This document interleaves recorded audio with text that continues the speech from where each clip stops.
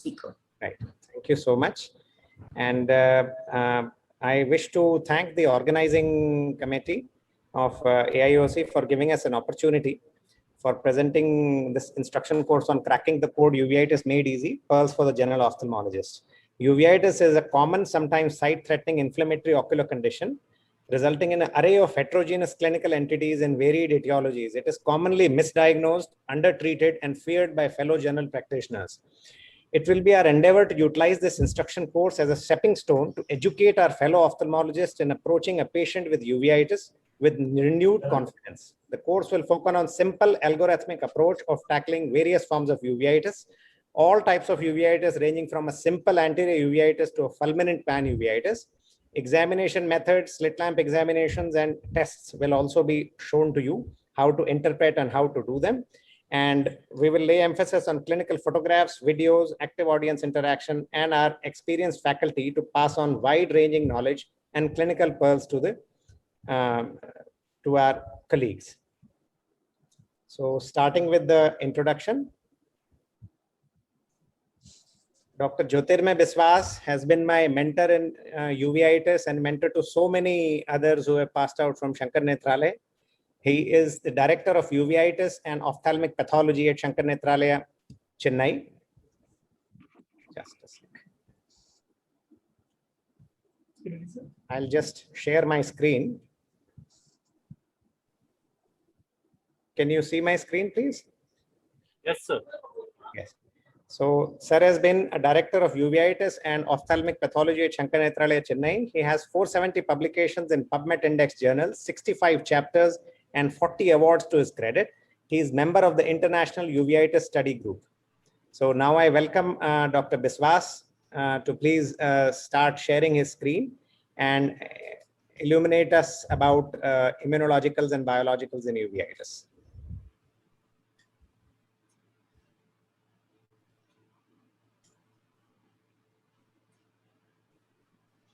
Is my slide seen? Yes, sir. Yes.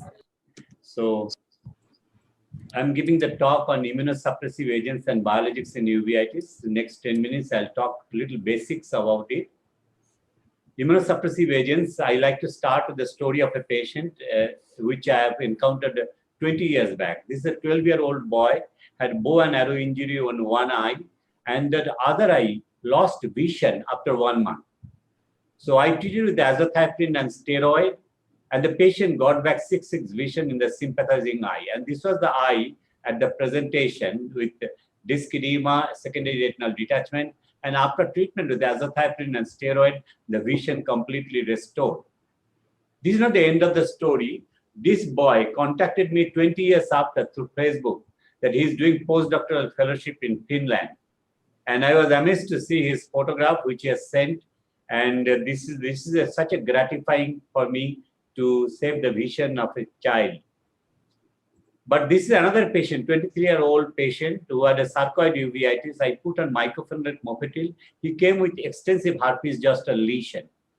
So this we have reported. Immunosuppressive agents or immunomodulatory agents can be a double-edged sword. So when to use it, what to use it, and how to use this is a pertinent question. So one of the prerequisites is the absence of active infection and reversibility of the disease process.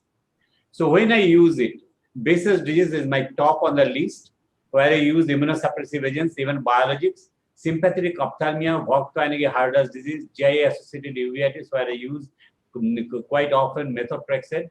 Even serpiginous choroiditis, after ruling out TB, I use immunomodulatory agent, chronic intermediate uveitis. Immunosuppressive agents in anterior uveitis is usually not required. Topical steroid is often enough, but recalcitrant cases, particularly anterior uveitis of GIA, anterior uveitis of BKH, and sympathetic ophthalmia, I often use immunosuppressive agents. Can we prevent recurrence of anterior uveitis through immunomodulatory agent? The answer is yes, sometimes possible.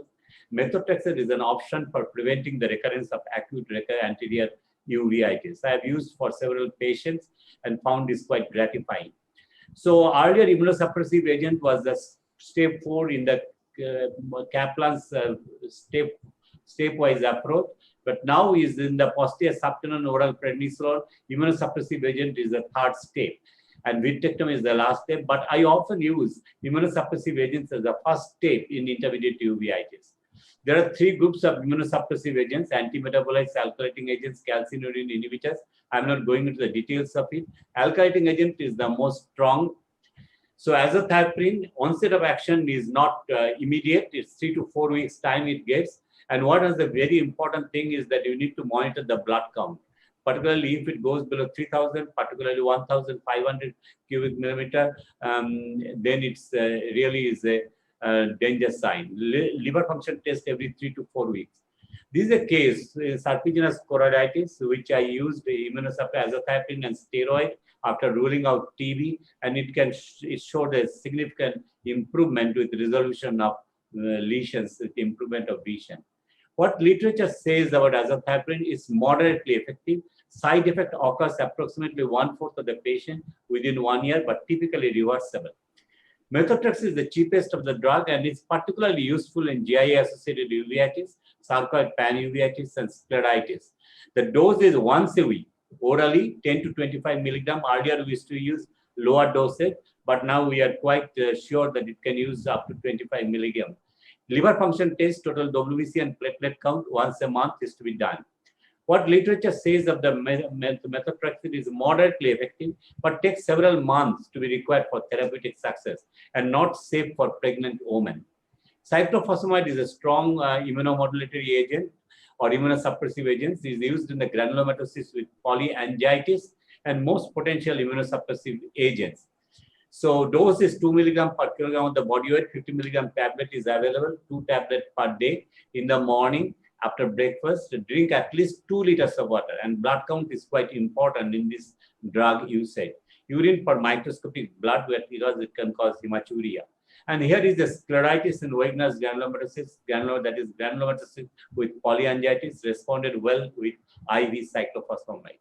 What literature says that potentially vision-saving benefits outweigh the substantial potential side effects of therapy. Should not be given patients who are planning for family, particularly young people. Cyclosporine is right on the target in T-cell mediated disease. And here is a case of aphthous ulcer with vitritis and retinal vasculitis, responded well with cyclosporine. This is a steroid-sparing agent. In combination with the prednisolone, it will be used 5 milligram of the kilogram of the body weight in 2 divided doses. Monitor once a month, BP and renal function test. It can cause gingival hyperplasia and can have brushing of the teeth, gum bleeding.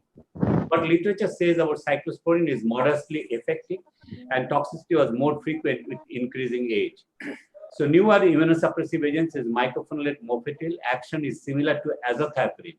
And the literature says about the mycophenolate mofetil that 500 milligram tablet, 2 tablets 2 times daily, that 1000 milligram 2 times daily. Quite effective, not much serious side effect. So literature says that is that treatment limiting side effects were observed in 12% patients and typically were reversible. The most important thing is which you want to choose. You should be familiar with the drug, therapeutic action, and the adverse effects. So bone marrow suppression occurs with all the immunosuppressive agents except cyclosporine, and so should be careful. And cyclosporine causes renal damage, cyclophosphamide gonadal damage, and mycophenolate, azathioprine, methotrexate all can produce hepatic damage in addition to bone marrow suppression.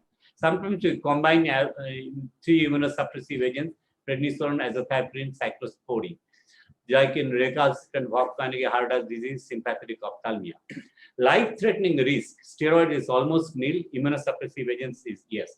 But if we take periodic follow-up with the investigations like hemogram, liver function test, renal status, we are quite safe. Physician's review is required in case of abnormal liver function test or renal function test. Discontinue promptly the treatment in case of serious side effect. Can you use the immunosuppressive agents in pregnant? You need to be very cautious, particularly in methotrexate is big no.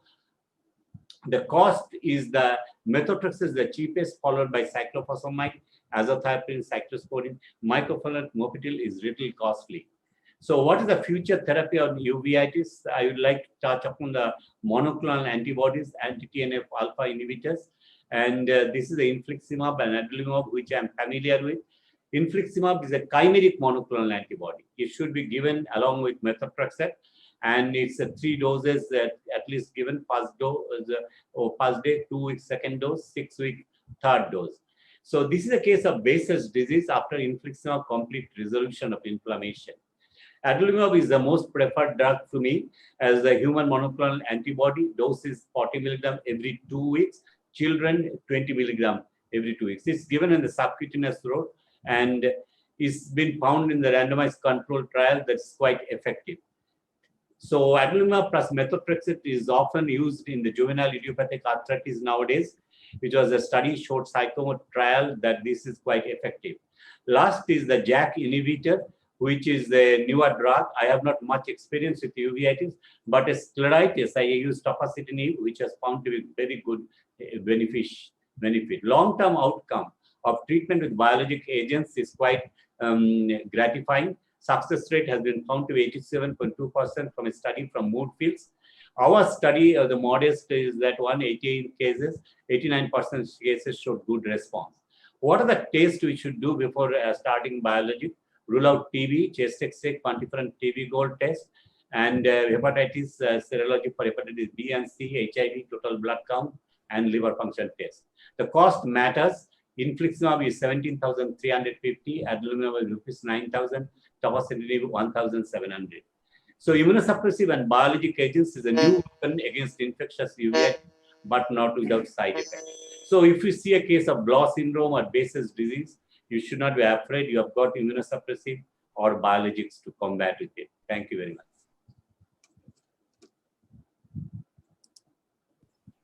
Thank you very much, sir, for a wonderful talk, a very comprehensive talk covering all the topics with which majority of the people are confused. I would like now to invite Dr. Reena Gupta to share her views on managing anterior uveitis. Dr. Reena Gupta is a faculty at Regional Institute of Ophthalmology, PGIMS Rohtak. She is a professor there and also takes care of the pediatric ophthalmology and strabismus unit. She did her MBBS in 2005 from Government Medical College, Jammu. She was gold medalist in surgery, and MS from the same medical college she completed in 2009. She also completed fellowship in International Council of Ophthalmology and long-term fellowship from Dr. Shroff Charity Eye Hospital in phacoemulsification, pediatric cataract, and pediatric disorders. Her mentors have been Dr. Suma Ganesh, Dr. Umang Mathur, and Dr. Kaman Parsa. Area of experience and interest are pediatric cataract, pediatric complex strabismus, and of course uveitis. She has many publications in various international, national, and indexed peer-reviewed journals. And to her credit, large number of paper and poster presentations, international, national conferences. She won the best paper presentation in a session in the annual conference of the North Zone Journal of Ophthalmology in 2019, gold medal for best case presentation in SPOSI-DOS International Congress 2017, and gold medal for best e-poster presentation in the annual SPOSI Conference 2020. I invite Dr. Reena to please share her slides.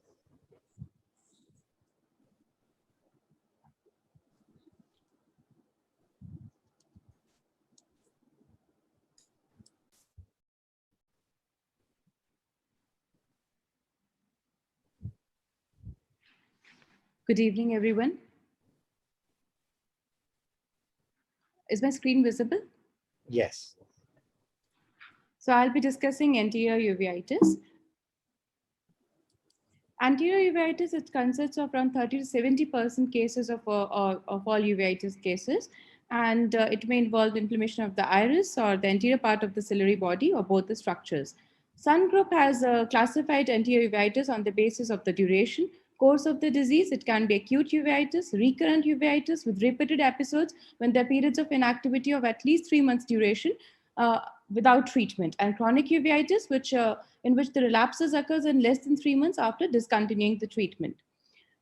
Based on the pathology, it can be granulomatous or non-granulomatous, and based on the etiology, it can be classified as infective group, which consists of 30% of the cases, including the viral infections, the systemic infections, as well as the parasitic infections, and non-infective group, in which includes with systemic diseases, in which the HLA-B27 positive, seronegative spondyloarthropathies are the most common, without systemic disease, in which the idiopathic causes are the most common. So elaborate history is a key to diagnose anterior uveitis. Whenever a patient usually presents with a typical history of pain, photophobia, and redness. So we should inquire about the age of the patient, the gender, the onset of the disease, and what is the course of the disease. Whether it's a first episode, it's a recurrent disease, or it's a chronic disease. A unilateral presentation or a bilateral presentation, unilateral alternating presentation, which is seen in HLA-B27 positive cases. And then also a socioeconomic background of the patient is very important if he's a dog or cat handler or he's a sewer worker, because these are prone to parasitic infections. And also the systemic history and previous treatment history has to be taken. Follow with the complete clinical evaluation, which consists of best corrected visual acuity, a slit lamp biomicroscopic examination to note for the external or next examination, as well as anterior segment examination. Intraocular pressure has to be measured. Usually these patients have a low intraocular pressure. Once the inflammation subsides, it returns back to normal. But if the patient has ocular hypertension, we have to keep in mind Fuchs and Posner-Schulzman syndrome and uveitic, herpetic uveitis.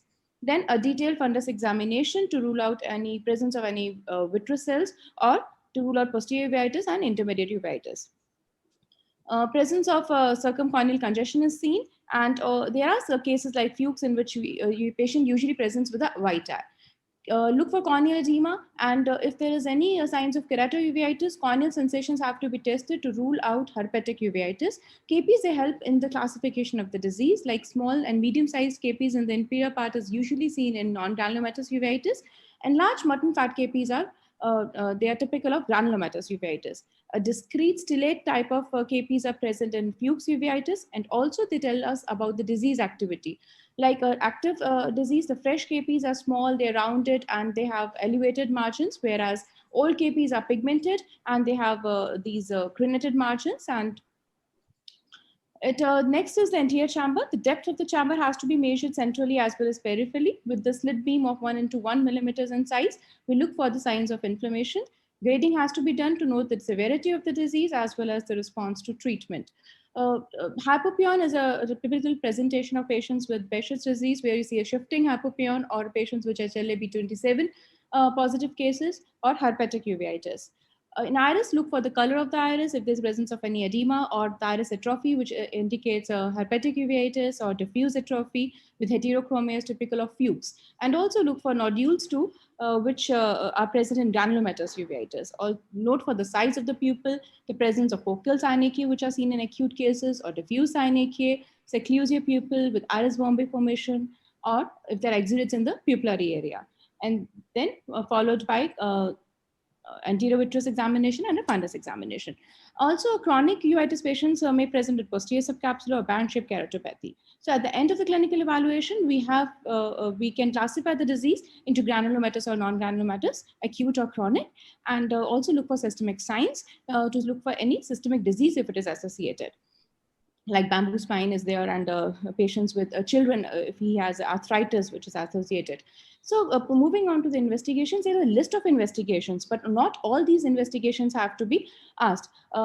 Once we have done the thorough clinical workup, we can classify the disease. So if you see a patient with non-granulomatous uveitis and it's a mild uveitis, no investigation is required. But in patients who present to you moderate to severe or recurrent uveitis, in those patients get a HLA-B27 if he's a young adult, and if it's positive, then look for the spondyloarthropathies. And if it is negative in those patients, if it is recurrent, then we need to look for granulomatous uveitis. And if there's a hypopyon with the genital ulcers, then always we can suspect Behçet's disease and get HLA-B5 tested. Whereas in children, if there's an associated arthritis, we always look for ANA testing, and where the bilateral involvement is there, in those patients, we usually get the renal function test done. In patients with granulomatous uveitis, the first thing is that you need to exclude the Fuchs uveitis by the clinical examination. And after that, in these granulomatous uveitis patients who have bilateral presentation, in those patients always get a baseline test done, like chest X-ray, Montu test has to be done, ACE levels have to be seen, VDRL test has to be done.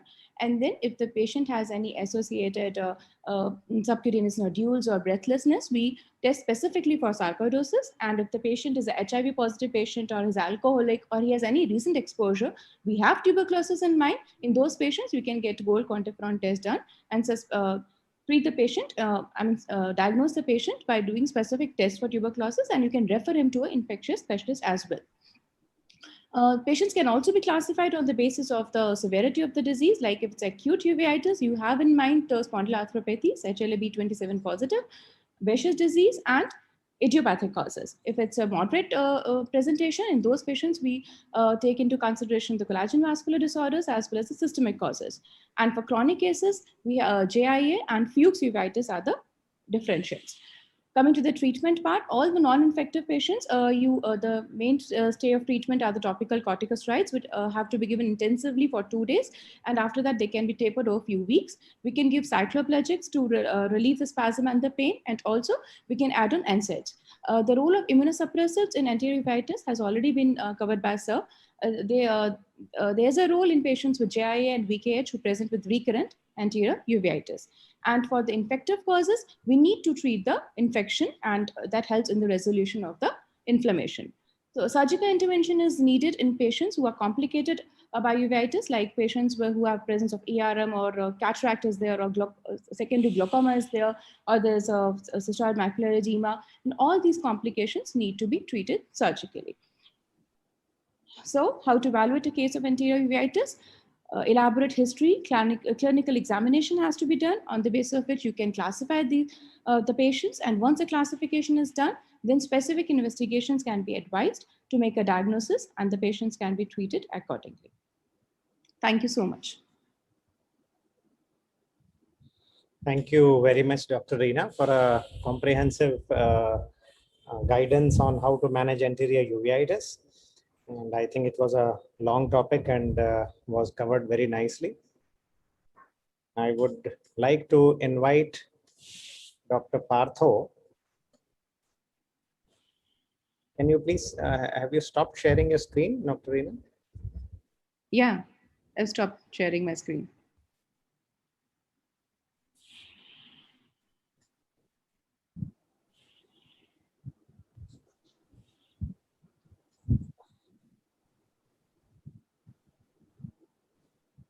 I would like to invite Dr. Partho Pratan Majumdar. He is a good friend and senior consultant in the Department of UVA and Intraocular Inflammation at Shankar Nethralaya, Chennai. He has published many articles in various peer and non-peer reviewed journals, has served as editor and as section editor in the past. He has written 65 chapters in various ophthalmology books and edited 4 books. He has authorized 2 scientific monographs on polymerase chain reaction in ophthalmology and scleral inflammations published by AIOS. He is now serving Indian Journal of Ophthalmology as assistant editor UVA section and as a member scientific committee of Uveitis Society of India. He is the founder cum chief editor of the popular ophthalmology portal eophtha.com. May I now request Dr. Partho to please present his views on managing scleritis, which is again a very challenging scenario for us.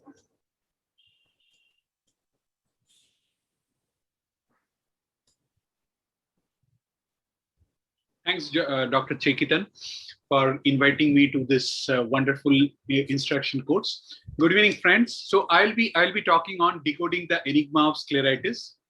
So as usual, I always put this slide. Those who will be watching this video live in YouTube or some other media, if you have any query, you can just write to me. I'll be happy to answer your query. So coming to the scleral inflammation, the most important question we have is whether the inflammation is scleritis or it is episcleritis. So I won't go into the examination because already you know that episcleritis means the superficial vessels are involved, and in scleritis, the deeper episcleral vessels are involved. So you have to basically look for the 3 important findings. One is the pain. The scleritis patients will complain of severe boring pain, and often the pain will increase at night. The second point is you will have a lot of difficulty to examine that. There will be a lot of tenderness. The third, the most important step in your clinic can be done using a topical vasoconstrictor like phenylephrine, which will blanch the vessel in episcleritis, whereas in scleritis, the vessels won't be blanched. Now, coming to the subtypes, you have to identify the subtype of the scleritis. So when we talk about the subtypes, ora serrata is the landmark here. So when the inflammation crosses the ora serrata and goes to the posterior side, we call it posterior scleritis. Otherwise, it is known as anterior scleritis. So anterior scleritis diagnosis is almost always clinical. You don't require any ancillary test normally. And though there are variety of presentation, which we'll be dealing now.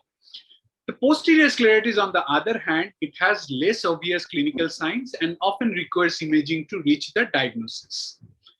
Anterior scleritis, based on the presence of necrotic area, can be divided into broadly two types. One is non-necrotizing, another is necrotizing.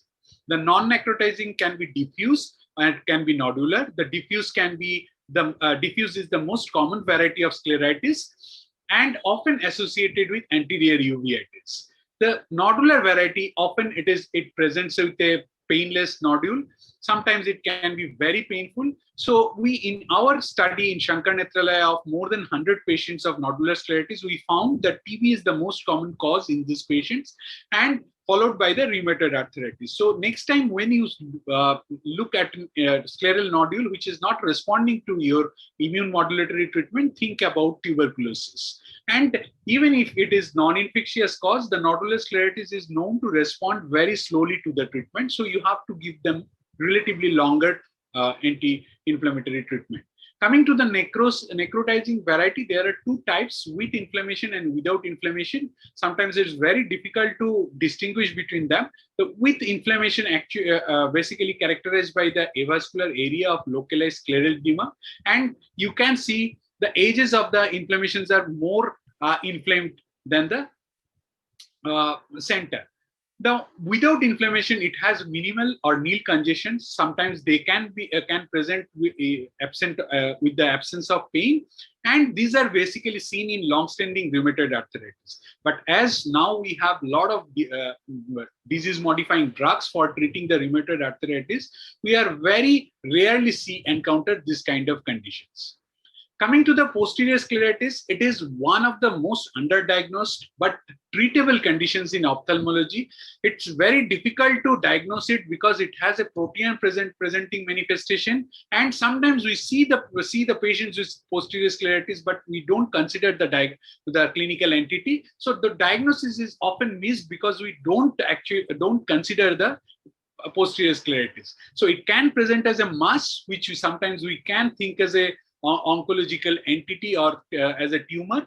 The second one, it can actually present as a lot of choroidal folds. Sometimes we think it as a Vogt-Wanagi-Harada disease, and sometimes it can present with significant bullous detachment or exudative RD, and sometimes there can be a nerve involvement. So there are variety of symptoms, variety of presenting signs of the posterior scleritis. Now, imaging is a very important. Ultrasound B scan remains the most helpful tool in these conditions. But as you can see here, this is a photograph of a posterior scleritis patient with a T sign.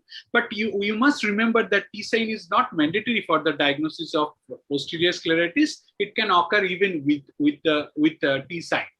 So FFA has a limited role because it can, if there is significant subretinal fluid in the retina, then you can find the early pinhead leak and placard pulling of the dye, which can be seen in various other conditions like in VKH, like sympathetic ophthalmia.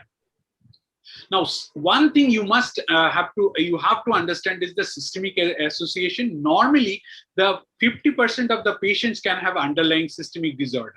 The rheumatoid arthritis is the most common systemic rheumatic disease, and the granulomatosis with polyangiitis, previously known as Wegener granulomatosis, is the most common systemic vasculitis associated with scleritis. There can be relapsing polychondritis, systemic lupus erythematosus, polyarthritis nodosa. These are the systemic entity can be associated with scleritis. But when we are talking about necrotizing scleritis with or without corneal involvement, this risk can go up to as high as 95% also. So remember that necrotizing scleritis and corneal involvements are the red flag signs. This can be manifestation of a lethal disease. So you need to start aggressive management, and you have to send the patient to rheumatologist's opinion.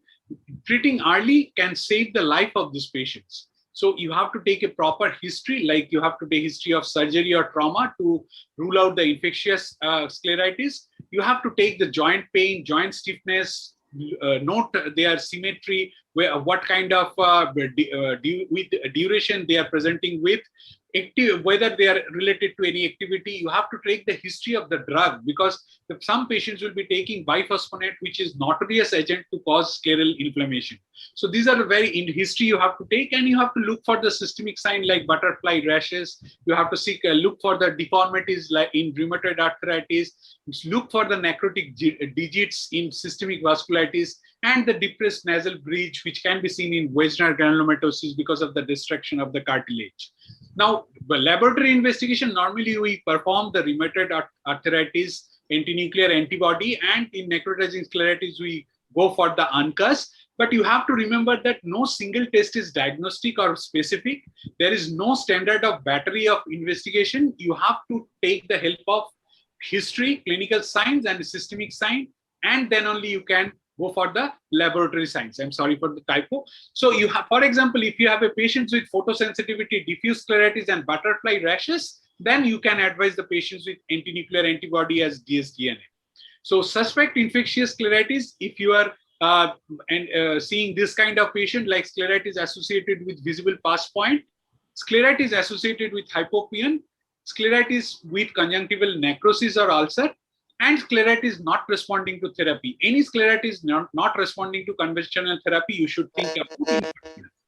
The management is normally we treat them with topical steroid, oral NSAID, and then go to systemic steroid. And if they are not responding, then we go to immunosuppressive and biologic.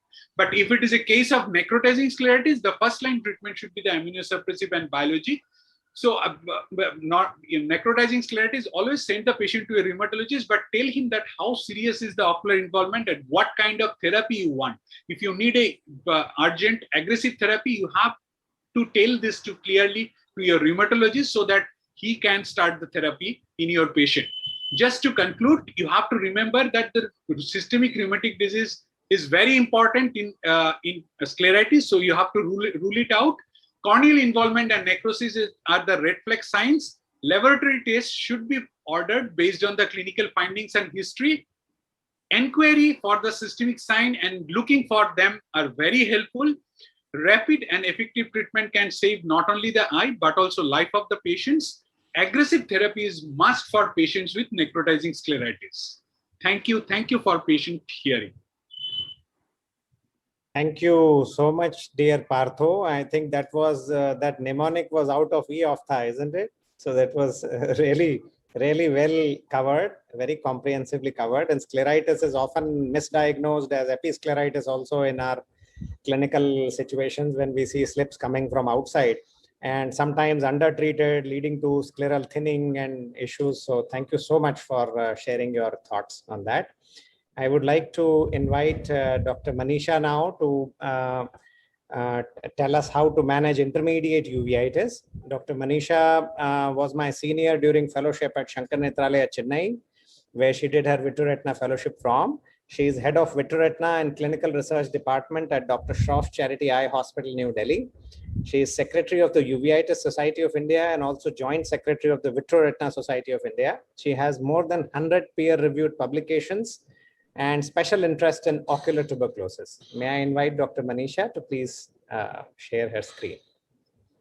At the outset, thank you, Dr. Chekitaan, for making me a part of this interesting IC at the fag end of the day. And a good evening to everyone. So in the coming few minutes, I would be speaking on the intricacies of diagnosing and treating intermediate uveitis.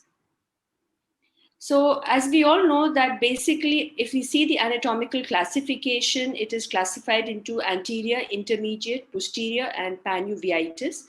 Intermediate uveitis, basically, it is described as inflammation of the anterior vitreous, ciliary body, and peripheral retina with minimal or no anterior segment sign or retinochoroidal sign. It may or may not be associated with any underlying infection or systemic disease. However, pars planitis is basically a subset of intermediate uveitis when there is no underlying disease, when there is snowball formation in the absence of any infection or systemic disease, and therefore, primarily it is idiopathic. If you see the IUSG group, they have actually said that the primary site of inflammation in intermediate uveitis is primarily the vitreous. Now, intermediate uveitis, it's not hereditary, though it is found to run in families, and primarily T-cell mediated is the response found in intermediate uveitis. The second most important cell being the macrophages. Active inflammation, we may see giant cells and epithelioid cells rarely. There may sometimes be an HLA association, which may be found in a few of the patients. And lymphocytic infiltration of the venules gives us a clinical picture of vasculitis, which is again very often seen in the peripheral retina. Now, what are the problems faced in diagnosing intermediate uveitis? It is most underdiagnosed uveitic entity, and this could be primarily because of a lack of awareness, a lack of training to examine the pars plana area, which requires a scleral indentation, the lack of patient cooperation, especially when we are dealing with children who are suffering from pars planitis. They often will be very uncooperative for the examination of the retinal periphery. So diagnosis is primarily a clinical diagnosis, and we must focus on the following. One is the duration of symptoms, what have been the number of recurrences in the past, and finding associations with any underlying systemic disease. The symptoms mainly are floaters, blurring of vision, photophobia, and very uncommonly, we may find pain and redness. There's a whole gamut of signs which may be present right from the conjunctiva showing a mild congestion to a AC reaction with some amount of vitreous cells and flare, which is mostly confined to the inferior area. There may be snowballs which are floating in the inferior vitreous cavity close to the retina, but what is important is that they will not be touching the retina. There can be snow bank, which is more often found in chronic pars planitis cases, which are basically extensive exudates covering the pars plana area. We can have an evidence of periphlebitis. Cystoid macular edema, again, is a very important sign. And I remember my teachers teaching me that if you see any young patient with an unexplained cystoid macular edema, always look for pars planitis and do a good scleral indentation. There can be some element of tortuosity of the retinal vessels. And if the patient has been very chronic and very poorly treated, then the disease can progress to neovascularization with formation of peripheral tractional detachment. So this basically shows vitreous floaters, the snowball opacities, cystoid macular edema, and snow banking, which are very classical signs of pars planitis. If we do a fundus fluorescein angiography, we can pick up neovascularization. We can sometimes also pick up peripheral CNP areas and vasculitis. And OCT very classically picks up the cystoid macular edema in cases of intermediate uveitis. The B scan sometimes can be useful, which can show a lot of vitreous debris when we have a non-dilating pupil. And a UBM can show a cyclitic membrane and show the status of ciliary body, which actually may be resulting in a hypotony in these patients. Now, there are a whole gamut of investigations which can be performed for intermediate uveitis, right from the test for tuberculosis, sarcoidosis, syphilis, multiple sclerosis, any history of rash or arthritis, and also unilateral inflammation where the serological tests for Toxocara are recommended. Coming to differential diagnosis, I think the most important and underdiagnosed entity is the Fuchs heterochromic iridocyclitis, because the patient actually has all the signs which are resembling a pars planitis. But the problem is that the Fuchs heterochromic iridocyclitis does not require a treatment with steroids. And often we find the patients presenting to our clinic who have been over-treated with steroids with all kinds of complications happening in the way of diabetes and secondary glaucoma. You can also have patients of endogenous endophthalmitis and posterior uveitis presenting with vitreous opacity. Perivasculitis, you can have a differential such as Eales disease, sarcoid, and Behçet's disease. Coming to complications of intermediate uveitis, we can have cystoid macular edema. As I mentioned, it's a very common sign which is found, and it is found in approximately 50% of the patients, resulting in visual loss and secondary ERM formation. We can also have a cataract formation, and most commonly found is the posterior subcapsular cataract. We can have glaucoma secondary to the steroid, which is very much recommended for treatment in these patients. Then some patients can also develop optic disc edema, and neovascularization can happen secondary to a chronic inflammation. We can also have a retinal detachment, both rhegmatogenous and tractional detachment, as a complication of long-standing past planitis.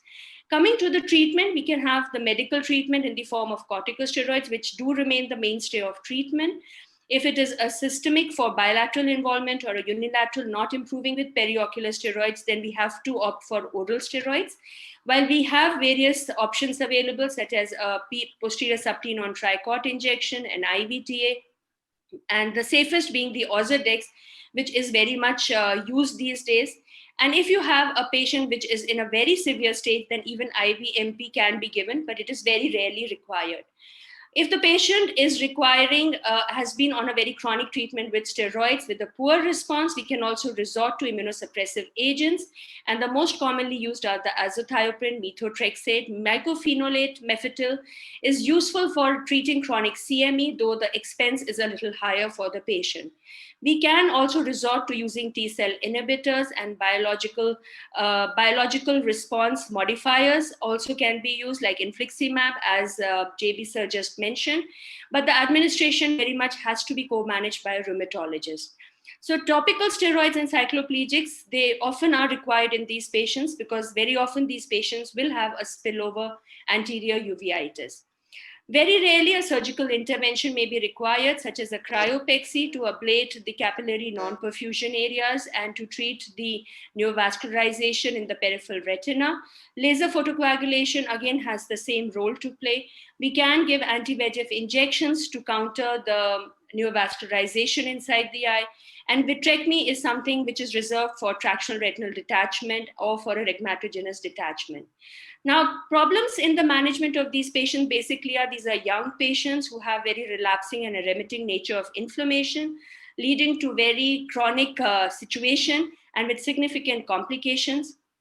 The corticosteroids are the first line of treatment, but in a country like India, which is endemic for tuberculosis, steroids can only be given only after we are very sure that there is no evidence of underlying tuberculosis. Improper treatment or an early taper of the drugs are often responsible for recurrences in these patients. And often these patients are young on long-term steroids with all associated complications like diabetes and secondary glaucoma. So there is absolutely no consensus right now regarding the endpoint of treatment in such patients. So it still is a question in our minds when to stop treating these patients. So I would just end my talk by saying that a timely diagnosis and treatment is required for these young patients. A timely management of all the associated complications is mandatory, and a very regular follow-up is required because they always have a recurrence of this disease in a long-term follow-up. Thank you so much for your patient hearing. Thank you so much, Dr. Manisha, for a very elaborate, peek into the management of intermediate uveitis. It's a very commonly seen disease by all of us, and really difficult to manage because it keeps coming back, and the patients are young, and you have to go with whatever you have and keep treating. So have a lot of patience, and thank you so much for your insights. I would like to now invite Dr. Mudit Tyagi for sharing his thoughts on managing infective retinitis. Dr. Mudit is a consultant in uveitis and ocular immunology service at LV Prasad Eye Institute, Hyderabad. His areas of interest are VKH, ocular syphilis, ocular inflammations, endoscopic retinal surgery, retinal detachments, vitreoretinal surgeries in uveitic disorders. His achievements and awards: 2012, he got the best surgical video at URETINA. And 2015, Uveitis Society of India Travel Grant winner for the paper Sympathetic Ophthalmia following intraocular surgeries. Honor and awards: American Society of Retina Specialists in 2016. Rhett Buckler Award for Best Surgical Video in American Society of Retina Specialists Annual Conference 2017. Senior Achievement Award, American Society of Retina Specialists 2019. And Innovation of the Year Award at Vitreoretinal Society of India Annual Conference for work on glue-assisted retinopexy and rhegmatogenous retinal detachments. I would request Dr. Mudit to please share his screen and share his thoughts on managing infective retinitis. All right, are my slides visible? Yes. Yes, sir. All right, thank you so much, Dr. Chekitaan, for making me a part of this very nice instruction course. And thanks to AIOC for giving us this opportunity. Now, when it comes to infective retinitis, I think the treatment part is not that much of a challenge because we all know how to go ahead and treat the infections. The problem lies in correctly identifying them and identifying them early so that the treatment can be started. So there are certain clues to identifying a lot of these retinitis, what we call as a pattern recognition. And that's what I will be talking to in the next few slides. Now, the first thing for any general ophthalmologist, or for that matter, any ophthalmologist, is to first of all differentiate between whether you are dealing with a retinitis lesion or a choroiditis lesion. So how can you clinically determine it? If you see a lesion which is superficial and is obscuring the vessels, then most probably it is a retinitis. Choroiditis lesions tend to be deeper, and because they are deep, you will be able to see the vessels coursing over the lesion, like what you see over here. So like what I said again, you see this lesion, this is superficial, and in this area, the vessels are not visible. Whereas over here, you see a deeper lesion with vessels coursing over it, and that's a choroiditis lesion as compared to the superficial vessel obscuring lesion, which is a retinitis. Other common problem which can happen sometimes is to differentiate between a retinitis, choroiditis, and a scleritis. And FFA can be a very important tool in differentiating between them. So the two things which we are supposed to look at are the intensity of the early hypofluorescence and the pattern of early hyperfluorescence. So the intensity of the early hypofluorescence is maximum in retinitis, followed by choroiditis, and lastly scleritis. And the pattern of early hyperfluorescence is perilesional in retinitis, intralesional in choroiditis, and pinpoint in scleritis. And this is a clinical pearl which I owe to our teacher and mentor, Dr. Avinash Patange, who was the one who first kind of serially documented it and told it to us. So this is a learning which we got from him. So you look at this is a retinitis lesion, and you see this perilesional hyperfluorescence over here and this early hypo. Compare that to choroiditis, where the early hypo is not that significant and the lesions hyperfluorescence is not perilesional but intralesional. As compared to that, in a nodal scleritis, you see these multiple pinpoint leakages and the characteristic T sign. So combining these FFA findings, you will be able to differentiate between whether you are dealing with a retinitis or a choroiditis or a scleritis. Moving on to some clinical examples, which are common retinitis lesions which we encounter in our clinics. So toxoplasmosis usually is a retinitis. One of the most common causes of a unifocal retinitis or a retinochoroiditis is a toxoplasmosis. And you will see retinitis adjacent to a scar. If you see that, again, you should think of the fact that you are dealing either with a toxoplasma or retinochoroiditis. It usually heals with pigmentation and scarring. So primary ocular toxoplasmosis most of the times manifests as a unifocal retinochoroiditis lesion, like what I said over here. So in an immunocompetent or an immunocompromised host, there may be a frequent involvement of macula, unifocal lesions, as I said earlier.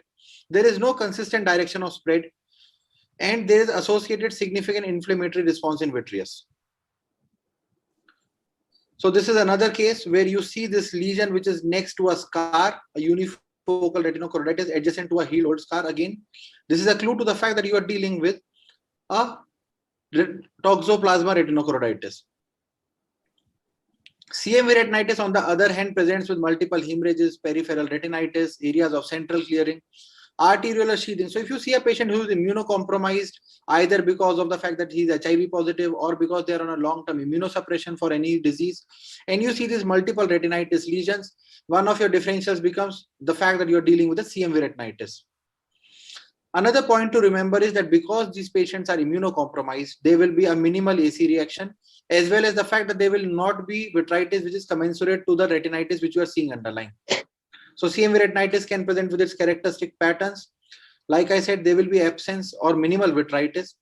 You can have three common forms, either a fulminant form, or loss of vision in these cases is because of a macular involvement. You can have a granular or indolent form.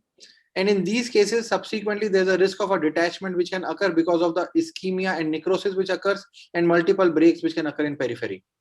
You can have a perivascular form of what we call a frosted branch angiitis appearance.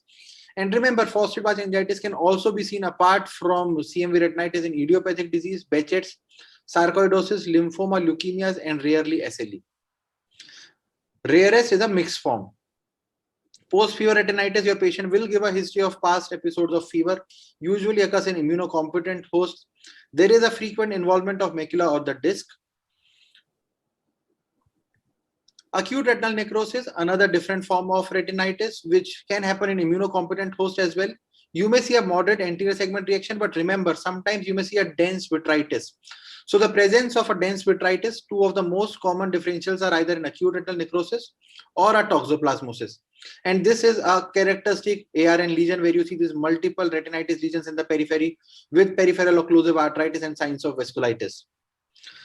The third pattern to identify is a progressive outer retinal necrosis, which happens most of the times in an immunocompromised host. Again, minimal AC or vitreous inflammation because your patient is immunocompromised, has a predilection for macular area, rapid progression is noted, and you see a perivenular clearing of the retinal opacification like what you can see over here. You see a retinitis lesion with perivenular clearing, what you call a mud cracked appearance. Think of progressive outer retinal necrosis. Ocular syphilis, again a disease which we are seeing more and more in our clinics and important to identify for all of us. If you see this peripheral ground glass retinitis with these multiple miliary lesions, think of ocular syphilis as one of your differentials. And the test to be done over here is a treponemal test called TPHA, which has got a sensitivity and specificity of more than 90% in cases of ocular syphilis. So like I said, if you see this pattern of multiple miliary lesions, and if an OCT shows full thickness spread of these lesions, again, characteristic sign of ocular syphilis. So these are the three forms which I described. And this is the fourth form, which is the characteristic placoid chorioretinitis, which is seen in ocular syphilis. Another common disease which can be identified by its pattern is Candida endophthalmitis. And this is a characteristic OCT feature which has been described as a rain cloud appearance on OCT. And I'll just show you an image of a patient. Let me skip the OCTs over here. Yeah, so this is another patient of ours. This is a lady who presented to us 2 weeks after having undergone a hysterectomy, and she had these two lesions over the macula in the right eye as well as the left eye, and you can see this cloudy appearance of this retinitis lesion. And the OCT of the right eye shows subretinal lesion over here, whereas if you go to the left eye, you see this characteristic rain cloud sort of an appearance on an OCT. And again, this is a image and a characteristic pattern which points heavily towards the fact that you might be dealing with a Candida. I will just stop with this. So like I said, I will stop over here in the interest of time. Please continue. We have time. Not issue. I can? Oh, all right. Thank you so much. All right. So let me just go back to this. The last pattern which I want to talk about is if you see a patient with unilateral lesions with these multiple lesions which are there, which may sometimes disappear over a period of time, you may be dealing with a diffuse unilateral subacute neuroretinitis. So these are patterns which can be easily discerned. I would skip this case, but again, this was a patient who was initially thought of as a viral retinitis. But if you look carefully, you have got this unifocal retinitis with adhesions of vitreous over here, and this was a patient of toxoplasma. Similarly, another patient over here was initially thought of as ARN, but if you look at it carefully and identify and apply the patterns which I just described, you see this retinitis lesion over here and an adjacent scar. And this was again a patient who had an atypical toxoplasma retinitis. Post-treatment with clindamycin and subsequent Bactrim DS, the lesions regressed, and you can see this healing lesion over here. So the point is that pattern recognition can be a valuable tool in identifying these cases of infective retinitis. And that is the most important part. Once you know what is the type of infection you are dealing with, the treatment becomes easy. You just need to apply the proper antimicrobial agents.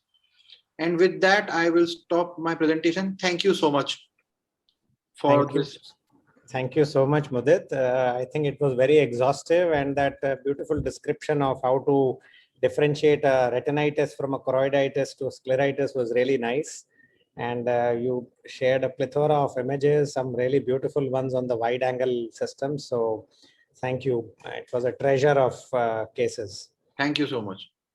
I would like to now invite Dr. Reema Bansal to present her views on managing vasculitis. Dr. Reema is an additional professor, uveitis and vitreoretina service at Advanced Eye Center, PGIM at Chandigarh. She has 164 publications in peer-reviewed journals with 26 chapters in books. She has 10 awards to her credit, including the Carl Herbert Best Paper Award, J.M. Pava Best Paper Award, AIOS Reema Mohan Award for Best Paper, Award of Appreciation by PGIMF, She has delivered about 150 guest lectures in national and international conferences. She is an elected member of the International Uveitis Study Group and National Academy of Medical Sciences. She is member Scientific Committee, Uveitis Society of India, and reviewing editor, Ocular Immunology and Inflammation, sub-editor of the Indian Journal of Ophthalmology. May I invite Dr. Reema, please, to share her screen. Thank you, Dr. Chekitaan, for this opportunity for having me in your instruction course, along with the esteemed panel.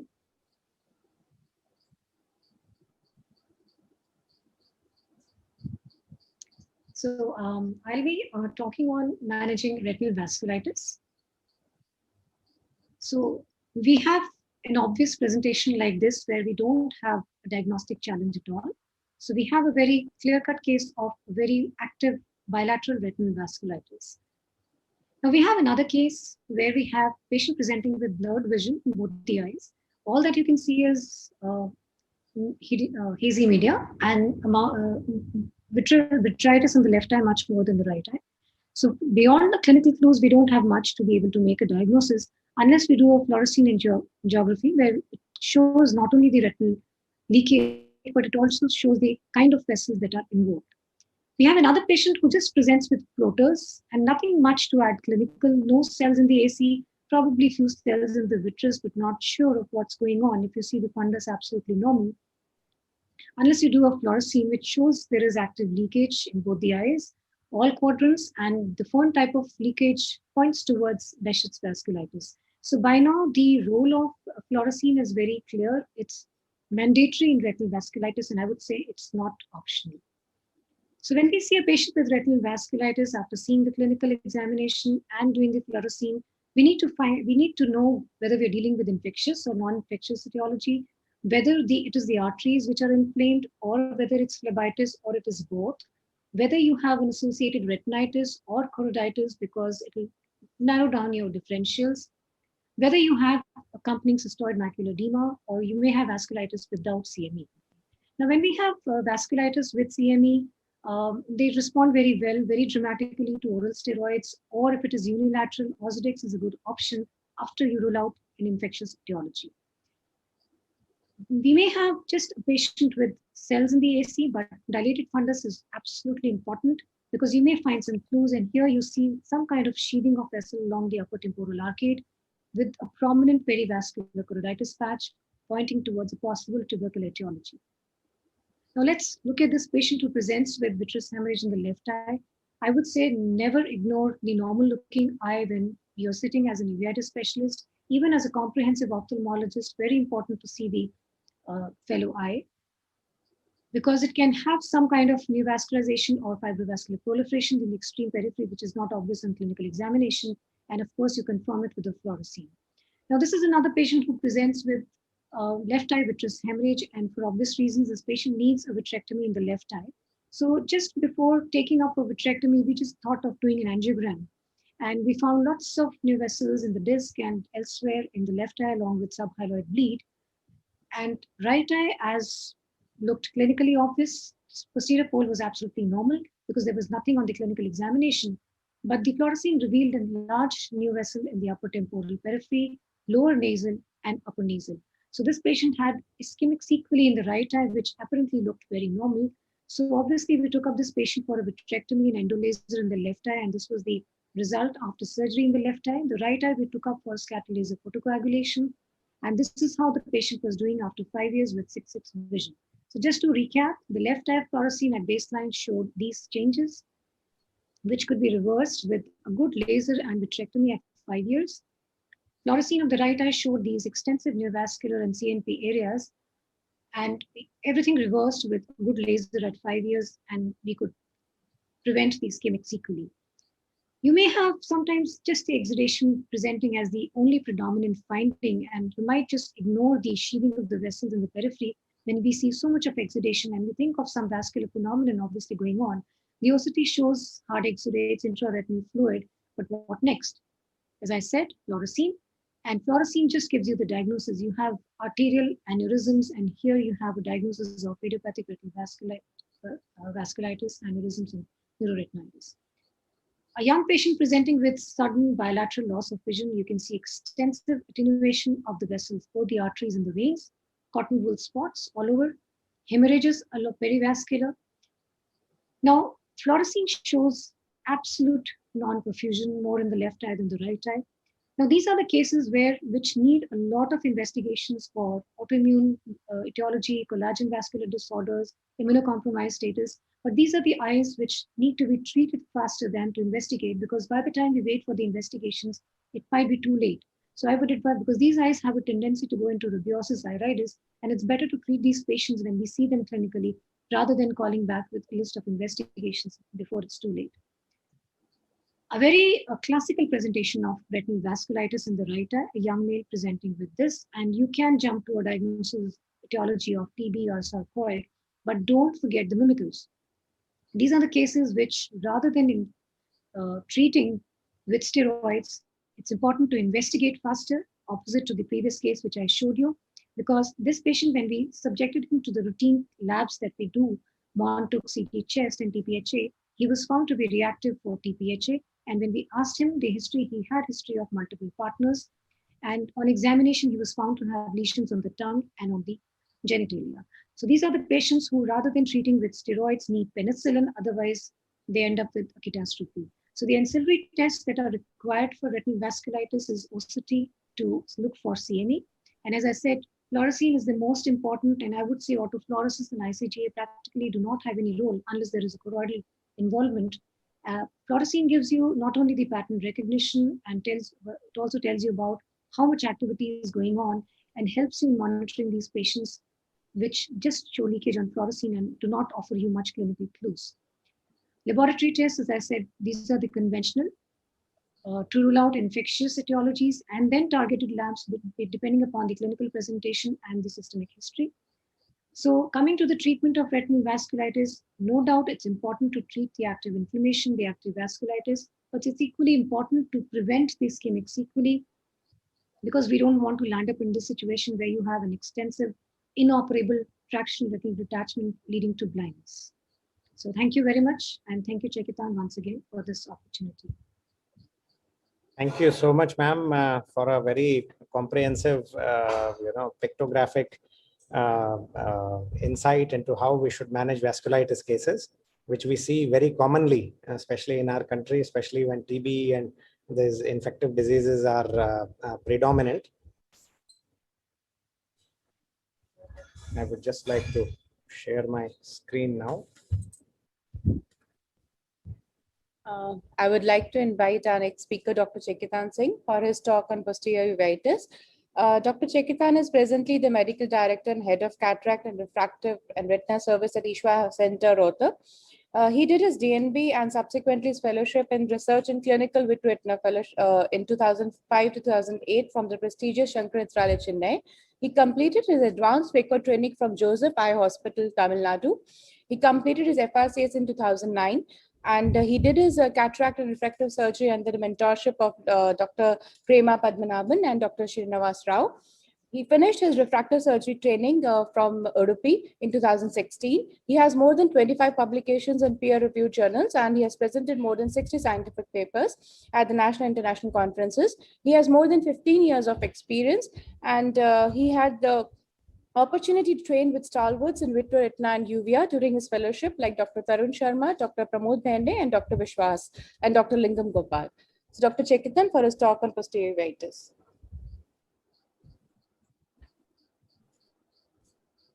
Thank you so much, Dr. Reena, for those kind words.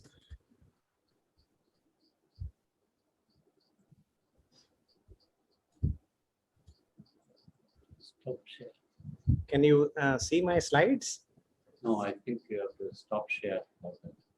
Yeah, now we can see. Yes. So thank you so much, everybody, as a part of the group for the instruction course on uveitis, for accepting my invitation, for joining in and giving in some very valuable insights. And I also wish to thank the AIOS Scientific Committee for giving us an opportunity to put up our instruction course.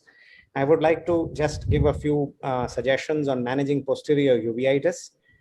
This is the layout and the definition according to Sun Working Group of posterior uveitis, that the primary site of inflammation is the retina or the choroid. It includes focal, multifocal, diffuse, choroiditis, chorioretinitis, retinochoroiditis, retinitis, neuroretinitis, and even vasculitis.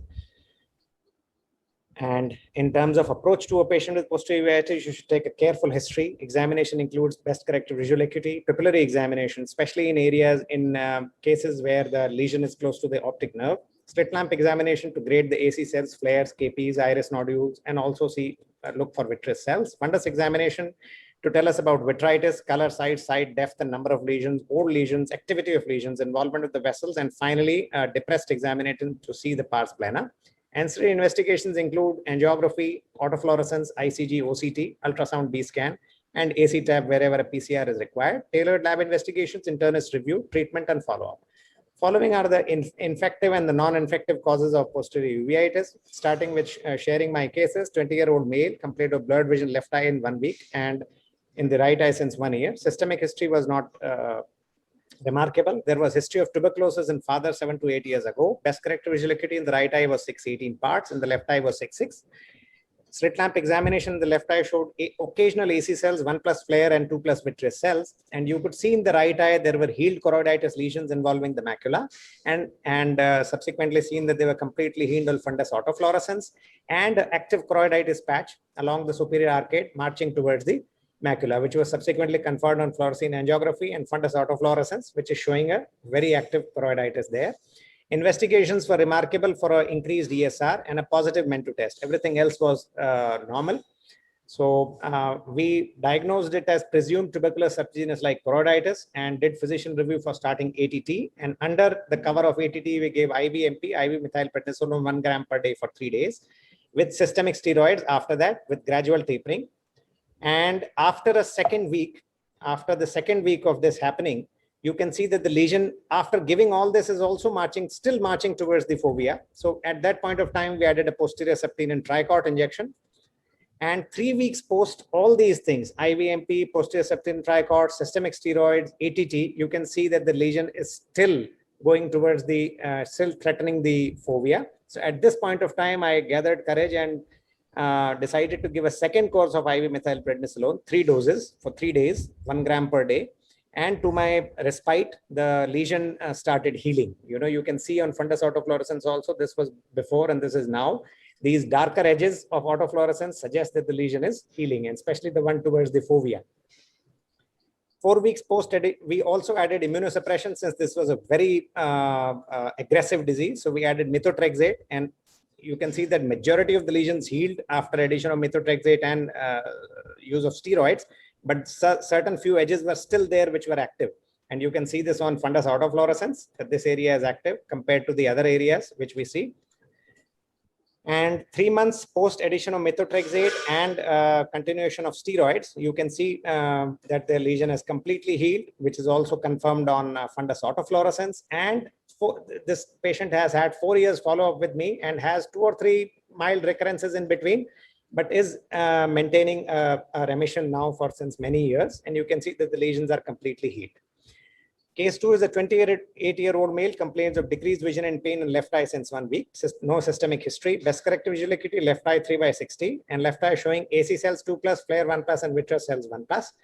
On fundus examination, we are seeing an old choroiditis patch at the macula and a choroidal granuloma with the overlying neurosensory detachment in the left eye. Activity seen on fundus autofluorescence. We did a fluorescein angiography which showed multifocal areas of increased fluorescence with leakage in the late phases and a healed lesion in the right eye. We did investigations and all the investigations were normal. So it was diagnosed as healed macular choroiditis and macula in the right eye and maculochoroidal granuloma in the left eye. We treated with topical and systemic steroids. I did give antibiotics as a cover because I thought it was mimicking something infective at this point of time, was not very sure of that.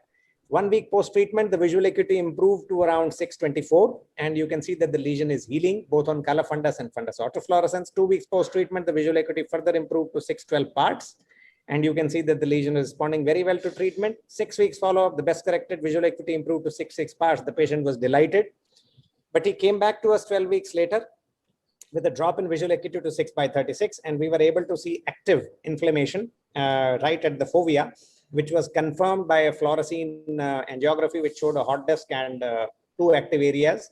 At this point of time, we upped the systemic steroids and added immunosuppressives. It was diagnosed as partially active macular choroiditis. This patient was subsequently lost to follow-up for 6 months and presented again with an even worse clinical picture than how he had presented. Best corrected visual acuity decreased to 6/60 parts. He was diagnosed as active macular choroiditis. So he had 3 localizations of lesions in this eye. At this point of time, I did a quantiferon gold TB test, which came out to be positive. Everything else was normal. So we took a call and started ATT and upped the systemic steroids. We, however, stopped immunosuppressives for some time. And 4 months post-treatment of ATT and systemic steroids, you can see that all the lesions have healed and the visual acuity has improved to 6/9 parts. Case 3 is a 25-year-old male, blurred vision in the left eye. No systemic history, 6/9 parts visual acuity in the left eye, 1+ AC cells, 2+ vitreous cells. It was a unilateral choroiditis, a classic presentation of toxoplasmosis, as Mudit has already described, headlight in the fog and vitritis and small lesions on the retina and few ILM folds. So it was normally treated the way we treat toxoplasma retina choroiditis with Bactrim DS, clindamycin and oral prednisolone. Lesion showed complete healing at 8 weeks. This was an interesting case of a 16-year-old female, complained of blurred vision since 1 week, history of headache, fever for 3 weeks. On examination, best corrected visual acuity was 6/12, AC was quiet, vitreous cells were 1+. Fundus examination showed multifocal choroiditis with disc edema, disc hyperemia, and disc hemorrhages. She was ordered investigations, and since she had headache and fever, she was referred for a neurology consult after an MRI brain. And she came back with a diagnosis of miliary tuberculosis with tubercular meningitis. So she was treated with ATT, systemic steroids under neurologist supervision, and patient regained 6/6 vision and resolution of lesions after 8 weeks of therapy. ATT was, however, continued for 12 months. Case 5 is also a very interesting case, 20-year-old female, chief complaints, mild pain and blurred vision in the left eye since 1 week. History of fever and rashes that was treated for suspected typhoid by local physician. No history of contact with tuberculosis or any other systemic history. Best corrected visual acuity was 6/60 in the left eye. Slit lamp biomicroscopy revealed 1+ AC cells, 1+ flare, and 2+ vitreous cells. And you can see a neurosensory detachment, a cotton wool spot kind of a thing, multiple retinal hemorrhages and a dilated vessel, and a hard exudate fan. And on fundus autofluorescence, you can see an active lesion, and you can see a kind of arteriolitis with leakage in the late phases and some blocked fluorescence. On OCT, you can see a retinitis patch, that is thickening of the inner retinal layers, a neurosensory detachment, and increased foveal thickness. So the only thing, systemic investigations were broadly within a normal range, except the ESR, which was slightly raised. So the differentials, it was toxoplasma retinitis? No. The first differential was a viral retinitis, and the second was maybe a distant, this thing was Behçet's disease. Of course, the fern petal leakage was not there, fern leakage.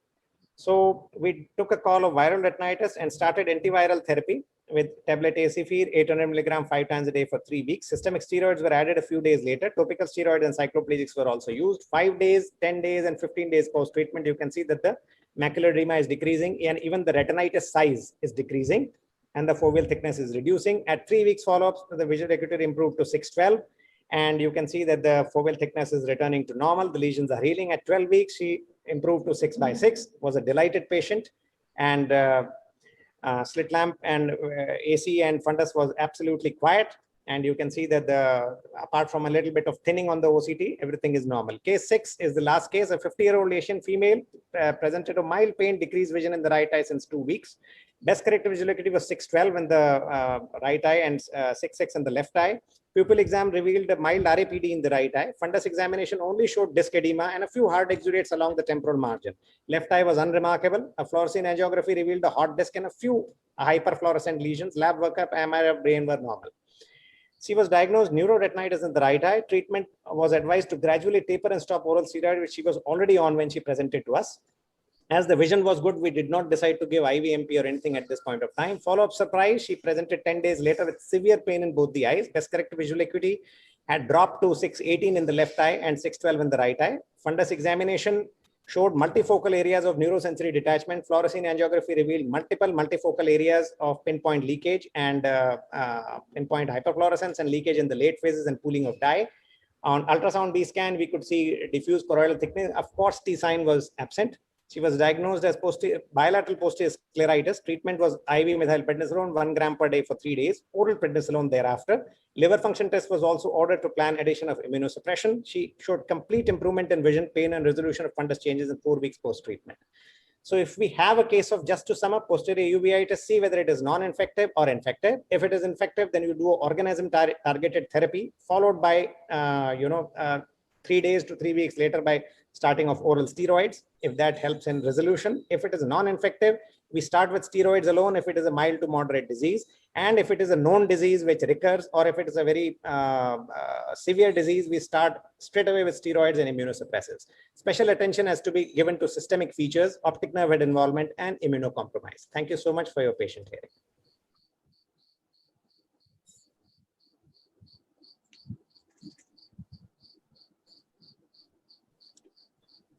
I would like to invite all our panelists for for any points of reference which we would like to give to our guests who are attending, as to some pearls each by each one of us, still, because I think we have 10 minutes of time left. Yes, yes, sir. So I thought that there are three, 4 things I want to tell you. In anterior uveitis, even if it is anterior, you should not forget to violate the fundus at the earliest opportunity. Should not miss an ARN and toxin sitting behind. And intermediate uveitis, if you see in the over 40 or 50 years of age, is not responding, think of lymphoma. In intraocular lymphoma, you keep it in mind.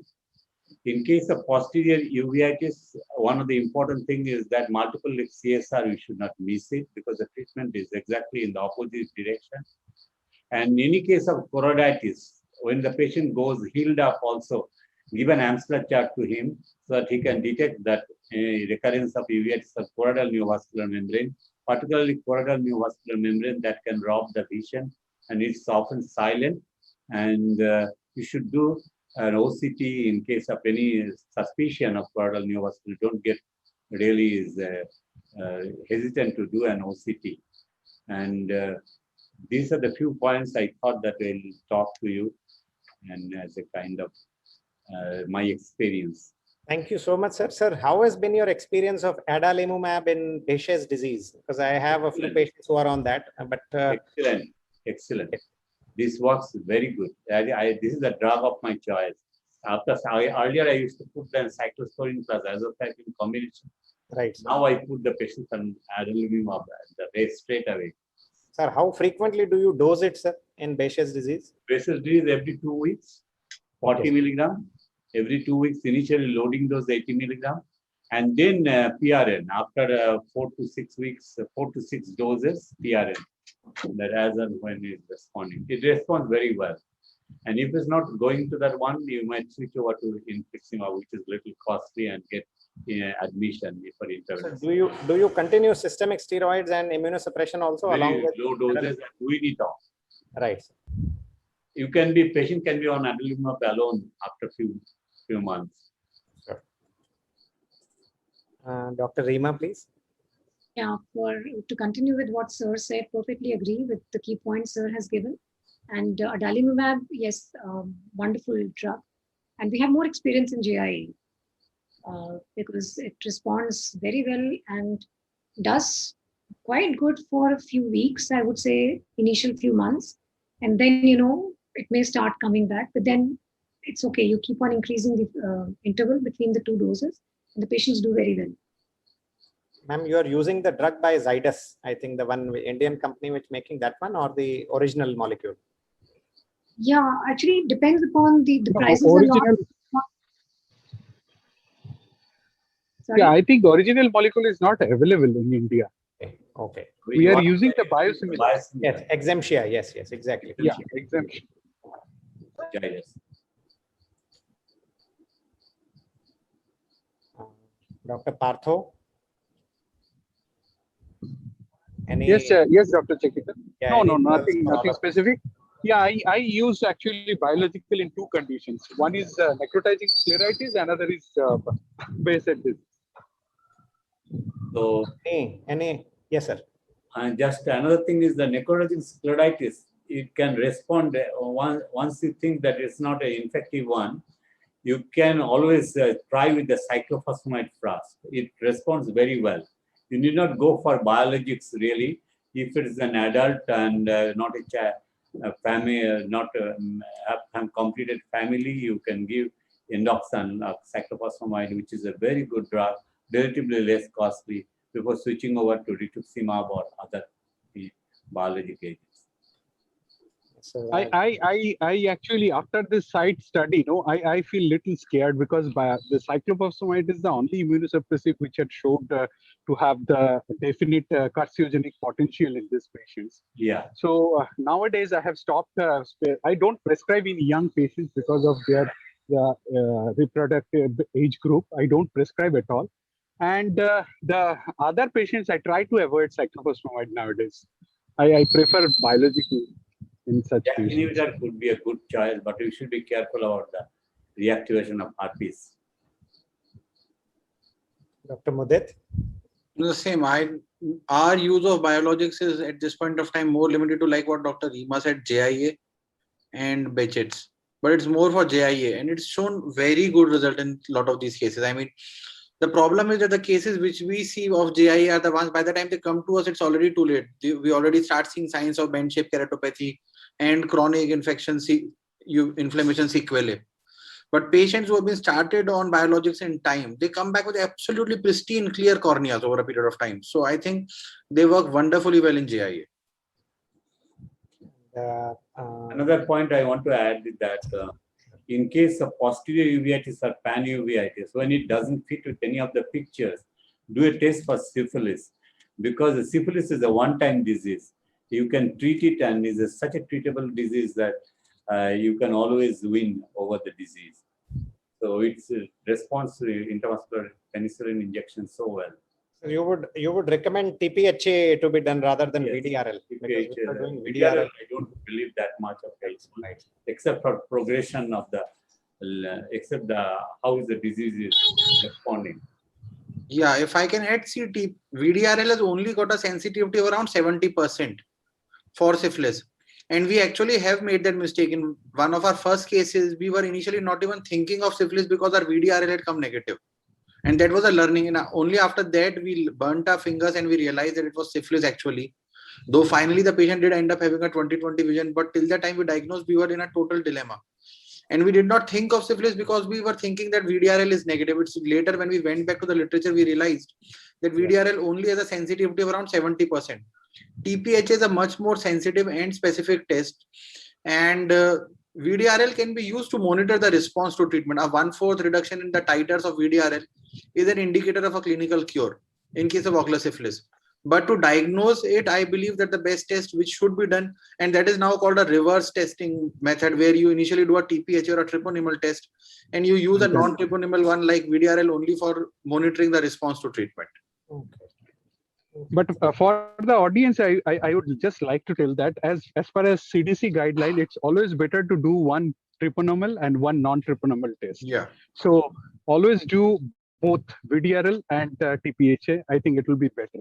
Yeah, that's what. So you use TPHA to diagnose, and VDRL helps in monitoring the response. So like I said, a 1/4 reduction in VDRL titers is an indicator of a cure according to CDC guidelines also.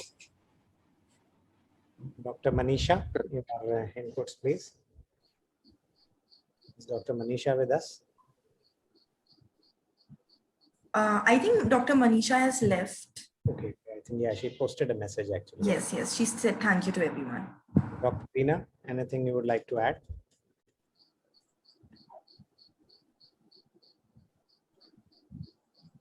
I think all the presentations were very nicely covered.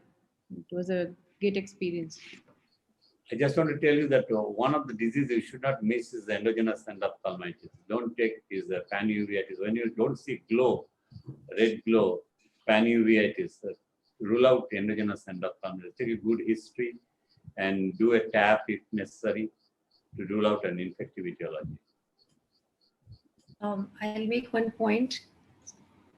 Yes. Yeah, Dr. Chekitaan, since we are targeting the general ophthalmologists, one key point is if the patient, I think one should not be shy of referring. If the patient, if you're not able to make what's going on, one should refer. And if the patient, if you've started treatment and the patient is not responding as per your expectations, it's better to just refer and take your, nowadays everybody is approachable on emails and phone calls.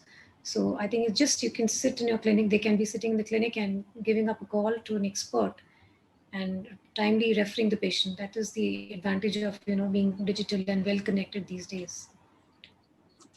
Yeah, that's very important, because this is such a vision-threatening disease. Uveitis is such a vision-threatening disease, particularly in posterior uveitis. If you're not very sure, you just take the opinion.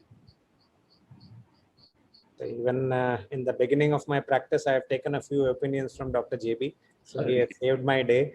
We still do.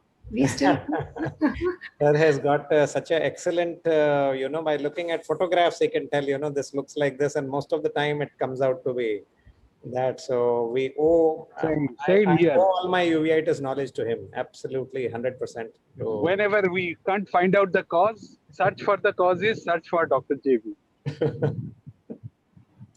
Sir, I have one question. Sir, what is the youngest age at which you start the JIA patients on adalimumab, and for how long can you continue these patients? I start with that as early as possible. The age is not a bar for me. Adalimumab. I take opinion from the rheumatologist, pediatric rheumatologist, of course, but JIA, I try to treat with the methotrexate, and if it's not responding, straight to adalimumab. Yeah, and sometimes the rheumatologist, they form their opinion on your basis, because if we say that we are not happy with the resolution of uveitis, before they see any joint involvement, and they put the patient on adalimumab. So I don't think, as sir rightly said, age is a limit. It's just the involvement of the systems and the eye, of course. I also wanted the opinion of the group as to superiority of one over the other, methotrexate and mycophenolate. I mean, because there is a huge difference in cost. So have you, because I have never used mycophenolate, but I have heard from a few people that it's a little more effective than methotrexate. So what is the, because there are studies which prove they are same. They are same actually. Sir. But I find that the hepatotoxicity is more with methotrexate. That's the only difference I find. But methotrexate, to my mind, I am not correct. I'm not sure. Methotrexate, I find, takes more time than mycophenolate. This is my feeling. Not many people believe that. I feel that theoretically, they said 4 to 6 weeks before methotrexate gets into action. Yeah, the other point is also the route of administration. So subcutaneous methotrexate is shown to work much better than oral methotrexate. And if you are going to increase the dose of methotrexate beyond 20, then most rheumatologists suggest that if it's beyond 20 milligrams, that it's better to shift to subcutaneous methotrexate. I totally agree with you. Yes, very true. But I think that both methotrexate and mycophenolate is good for maintenance therapy. Means if you want to manage some aggressive inflammation like BKH and all, the drugs may not be that effective. IVNP is the first thing. First thing you do is a BKH, sympathetic ophthalmia, IVNP.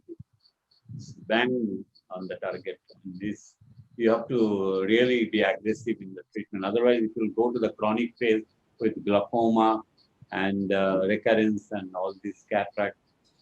So if you can treat it early with the high doses of the steroid, is the best. Then followed by immunomodulatory agent for a long time, at least 9 months. Okay. Yeah. Yes, sir. We are on time, sir. We finished on time. Had a good discussion. Congratulate you, Chekitaan, for absolute wonderful time coordination. Thank you. Thank you. Thank you, Chekitaan. Thank you so much, sir. Thank you, Madhu. Thank you, everyone. Thank you for everyone for joining us for today. Also, since this has been the last session of AIODC 2021 of the 5 days conference, so we would really want to end it on a high note. So I request all of you to please switch on your cameras, everybody who's present here today. Okay, thank you. To please switch on your cameras. We'll take a screenshot, Yes. a picture for all of you. Thank you so much. And on the count of 3, we all will clap for all the doctors, all the panelists, all the speakers who joined us for today's session, as well as for all the 5-day session. So everybody with me, 3, 2, 1. A big round of applause for each of you present here, along with all the doctors and panelists. Thank you so much for joining us.